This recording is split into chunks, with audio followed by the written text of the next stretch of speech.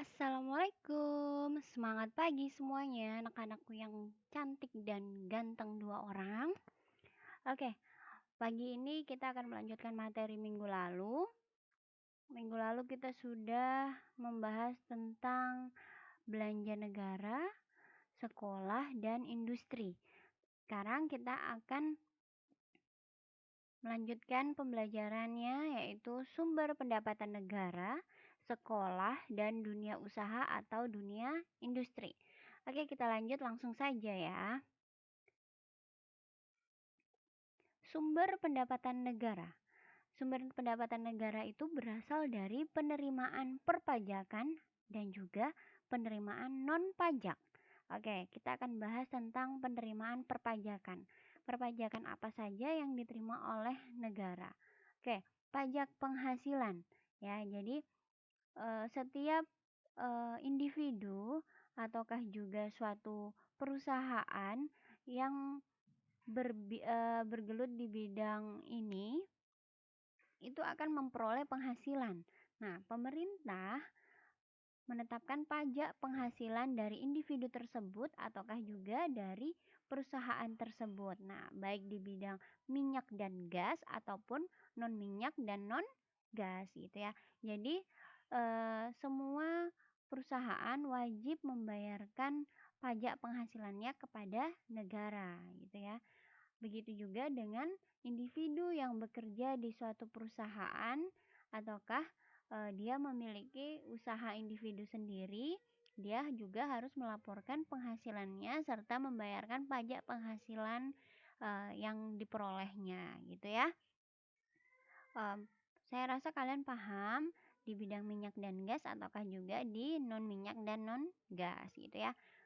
Kemudian penerimaan perpajakan pajak pertambahan nilai. Nah, ini juga bisa diperoleh dari suatu kondisi di mana benda-benda milik perusahaan itu mendapatkan pertambahan nilai. Nah, itu juga harus dibayarkan pajaknya. Contohnya begini, suatu bidang tanah yang dimiliki oleh perusahaan yang tadinya itu adalah hak guna bangunan saja, kemudian ditingkatkan menjadi hak milik gitu ya.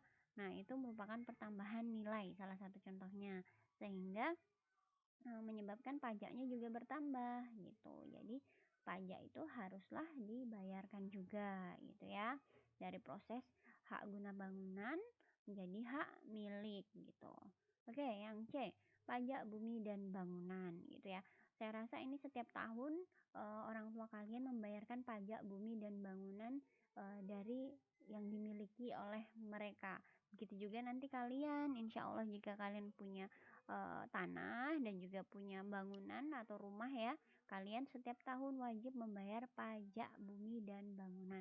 Kalian bisa tanya kepada orang tua kalian, Ibu, adakah struk pembayaran pajak bumi dan bangunan? Saya mau lihat. Boleh, silahkan ya. Kemudian yang D, bea perolehan hak atas tanah dan bangunan. Nah, jadi jika kalian atau orang tua kalian membeli sebidang tanah ya, kemudian tanah itu dinyatakan kalian membelinya alias dibalik nama yang biasanya kita dengar, itu juga harus membayar pajak kepada pemerintah gitu. Dan juga cukai. Apa itu cukai? Cukai adalah pungutan negara yang dikenakan terhadap barang-barang tertentu yang mempunyai sifat dan karakteristik tertentu, yaitu konsumsinya perlu dikendalikan, peredarannya perlu diawasi, pemakaiannya dapat menimbulkan dampak negatif bagi masyarakat atau lingkungan gitu ya. Jadi pungutan cukai ini biasanya seperti barang-barang alkohol kayak gitu ya, minuman-minuman yang kadar alkoholnya tinggi, terus tembakau itu digunakan untuk uh, rokok dan sebagainya ya. Kemudian barang-barang lainnya yang perlulah diawasi dalam penggunaannya, obat-obat tertentu yang kandungan obatnya itu cukup tinggi dan memerlukan apa ya, orang-orang tertentu lah yang dapat menggunakannya. Itu ya, digunakanlah pajak cukai yang harus dibayarkan oleh barang-barang tertentu tersebut. Oke. Next kita lanjut. Penerimaan bukan pajak ya. Penerimaan bukan pajak ini berasal dari penerimaan sumber daya alam. Nah, begini, penerimaan dari sumber daya alam ini misalkan ada suatu perusahaan meminta izin kepada pemerintah negara untuk mengelola sumber daya alam di daerah tersebut. Nah, jadi izinnya itu ada pembayarannya. Nah, itu ya. Kemudian jika ada penggunaan lahan di dalam sumber daya alam kita yang mau dikelola oleh suatu perusahaan itu, contohnya yang sering ada di dekat-dekat kita ya, itu batu bara ya. Batu bara, lahan dibeli oleh perusahaan itu, kemudian mengandung batu bara. Untuk mengelolanya atau mengeruk batu bara itu perlu izin kepada pemerintah daerah setempat ya, dan dalam izin itu ada pembayaran yang dilakukan gitu ya. Kemudian minyak bumi, begitu juga minyak bumi ini pemerintah memiliki perusahaan dalam bentuk minyak bumi di sini, atau ada juga perusahaan-perusahaan lain yang mau mendirikan perusahaan minyak di Indonesia, itu juga ada izin-izinnya kepada pemerintah ya. Gas alam juga seperti itu, pertambangan umum juga seperti itu, baik yang dimiliki oleh pemerintah sendiri sebagai pendapatan, ataukah juga perusahaan lain yang mau melakukan tambang di Indonesia gitu ya. Di kehutanan juga seperti itu, di perikanan juga seperti itu ya, baik pemerintah kita sendiri mengelola ataukah juga pihak lain gitu ya, dan juga di bidang-bidang lainnya. Oke, kita lanjut. Sumber pendapatan sekolah ya, kayak tadi itu pemerintah sudah, kita bahas lagi pendapatan sekolah. Nah, pendapatan sekolah di sini ternyata juga sekolah itu tergantung kepada pajak ya, bukan berarti pajak yang langsung dipungut oleh sekolah, tidak seperti itu, tapi pajak yang dipungut oleh pemerintah, kemudian pemerintah menyalurkan kepada sekolah-sekolah untuk kegiatan sekolah gitu ya. Kegiatan sekolah umumnya tergantung pada penghasilan pajak, khususnya pajak properti. Seperti itu. Oke, masyarakat umumnya menerima pajak apabila pajak tidak menyebabkan distorsi ekonomi atau perubahan perilaku ekonomi dalam pola belanja atau relokasi bisnis, industri, dan penduduk. Nah, jadi pajak itu masyarakat umumnya menerima pajak ya kan, harus membayar pajak. Yang penting pajak itu tidak merubah perilaku ekonomi, dalam arti pajak itu tidak membebankan keuangan masyarakat ya kan. Terus pola belanja, dalam arti nanti kalau ada pajaknya terlalu besar, akhirnya masyarakat tidak mau membeli karena barang akhirnya kan mahal karena pajaknya yang tinggi tersebut gitu ya. Seperti kalau kita makan di KFC ya, jadi yang membayar pajak itu kita yang membeli produk KFC tersebut ya kan. Biasanya kan harga tertera, tapi ketika kita membayar kok ada lebihnya, tidak sama dengan harga yang tertera di papan menu gitu ya, karena kita membayar pajak di situ, langsung kita yang membayar pajak kepada pihak KFC gitu ya. Nah, yang B, pajak harus equitable atau memperhatikan kemampuan wajib pajak gitu ya. Jadi kita masyarakat itu membayar pajak sesuai dengan kemampuannya ya. Jadi pemerintah juga menyesuaikan dengan kemampuan masyarakat tersebut. Tidak mungkin pajak itu misalkan pajak penghasilan yang gajinya 3 juta membayar pajak 1 juta, itu kan tidak mungkin seperti itu ya. Terus pajak harus memberi kemudahan ya dalam membayar pajak ya kan kepada pemerintah. Biaya yang dikeluarkan juga sangat rendah, dalam arti kita membayar pajak itu tidak harus jauh-jauh pergi untuk membayar pajak ya, semuanya ada kemudahan ya. Bayar pajak sekarang bisa di mana saja, bisa melalui ATM dan sebagainya ya. Kemudian pajak harus responsif terhadap perubahan kondisi ekonomi ya. Jadi pajak harus menyesuaikan dengan kondisi ekonomi gitu ya. Jadi ketika ekonomi itu rendah, pajaknya juga bisa diturunkan, dan sebaliknya ketika ekonomi masyarakat itu mulai tinggi, semuanya perekonomian mulai membaik, pajak bisa saja ditingkatkan gitu ya. Oke, next. Mana ini next? Oke. Sumber pendapatan selain pajak yang diterima oleh sekolah itu hasil penerimaan pemerintah umum ya. Jadi pihak sekolah juga menerima bantuan dari pemerintah umum. Nah, pemerintah umum itu mendapatkan pendapatan dari yang tadi sudah kita jelaskan, pajak dan sebagainya gitu ya. Terus, penerimaan pemerintah khusus untuk pendidikan ya. Yang termasuk dalam golongan ini adalah antara lain bantuan atau pinjaman luar negeri seperti dari Badan PBB, UNICEF dan UNESCO gitu ya. Pinjaman dari Bank Dunia itu bisa saja misalnya kepada pendidikan yang ada di Indonesia, mungkin pendidikan dasar, menengah, pendidikan tinggi, pendidikan luar sekolah ya kan. Di samping itu juga diperlukan untuk kegiatan perencanaan pendidikan, kegiatan penelitian dan kegiatan pengelolaan pendidikan, beasiswa ke luar negeri, itu semuanya dapat diperoleh dari bantuan-bantuan luar negeri ataukah juga dari pemerintah gitu ya. Oke, kita lanjut. Bisa juga pendapatan sekolah itu dari iuran sekolah ya. Termasuk dari golongan ini adalah sumbangan pembina pendidikan ya, yang dulu SPP atau BP3, tapi sekarang kita sudah tidak lagi membayar, apalagi yang negeri ya.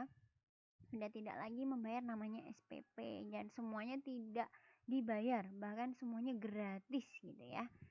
Tinggal memikirkan uang sangunya ke sekolah ya. Kemudian dapat juga dari sumbangan-sumbangan sukarela dari masyarakat ya. Jadi misalnya masyarakat mau menyumbangkan sedikit rezekinya kepada suatu sekolah supaya sekolah itu bisa lebih besar lagi, atau sumbangan dari orang tua siswa ya. Sumbangan berbentuk uang boleh, bisa juga berbentuk tanah, tenaga, dan juga bantuan bangunan. Misalnya sekolah tidak memiliki ruang belajar yang cukup, kemudian masyarakat di situ membantu untuk membangun gedung dengan menyumbangkan bahan-bahan bangunan, itu boleh ya. Kemudian kita ke sumber pendapatan dunia usaha atau dunia industri. Ini sudah jelas sekali ya. Kalau dalam dunia industri itu mendapatkan penghasilan ya dari barang-barang yang diproduksinya kemudian dijual gitu ya. Nah, kalau di perusahaan dagang ya, itu perusahaan yang menjual barang dagangnya yang sebelumnya dibeli dari perusahaan atau pabrikasi dalam perusahaan dagang. Pendapatan diperoleh dari penjualan barang dagang sesuai dengan harga beli ditambah dengan keuntungan sehingga memperolehlah laba yang diharapkan gitu ya. Saya rasa ini semuanya sudah paham kalau untuk sumber pendapatan dari dunia usaha atau dunia industri. Nah, kalau di bidang jasa, perusahaan jasa yaitu perusahaan yang bergerak di bidang jasa di mana perusahaan memberi jasa kepada konsumen dan memperoleh imbalan dari jasa yang diberikan gitu ya.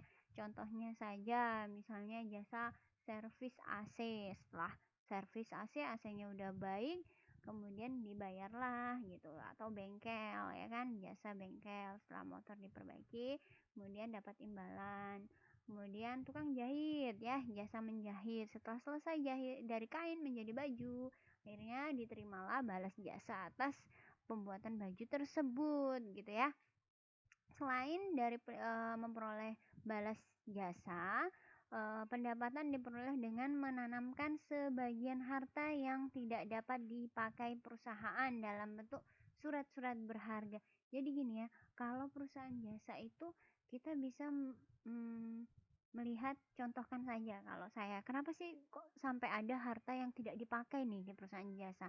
Karena gini, perusahaan jasa itu modalnya satu kali, tapi dari modal itu bisa digunakan untuk memperoleh penghasilan yang luar biasa. Contoh saja, tukang potong rambut. Dia satu kali aja punya modal yaitu gunting yang tajam, sisir, dan silet sebagainya itu ya. Satu kali aja dia modalnya cukup besar misalkan, ya kan? Dia bisa memotong berapa rambut, model rambut, ya kan? Berapa kepala orang gitulah. Satu kepala berapa? Itu bisa sampai berkali-kali dia memotong rambut hingga uh, luar biasa lah pendapatannya gitu ya. Tapi yang namanya skill itu mahal ya kan, tidak semua orang bisa potong rambut gitu ya. Nah, dari pendapatan-pendapatannya itu banyaklah pendapatannya. Sedangkan modalnya yang dikeluarkan hanya satu kali itu, mungkin ada tambahan membeli hal-hal yang mungkin tidak terlalu mahal ya gitu. Nah, dari pendapatan-pendapatan yang luar biasa itu misalnya digunakan untuk menanamkan modalnya itu dalam bentuk surat-surat berharga, bisa berupa saham ataukah juga berupa obligasi gitu. Nah, jadi kalian sebagai perusahaan jasa potong rambut, jasa nih ya kan, perusahaan lagi banyak cabangnya di mana-mana, penghasilannya sudah luar biasa, nggak tahu uangnya mau diapain. Akhirnya supaya uang itu tidak mengendap saja di rekening, bisalah diinvestasikan kepada perusahaan-perusahaan yang membutuhkan dan perusahaan-perusahaan yang bisa memberi jaminan keuntungan kepada kita ya.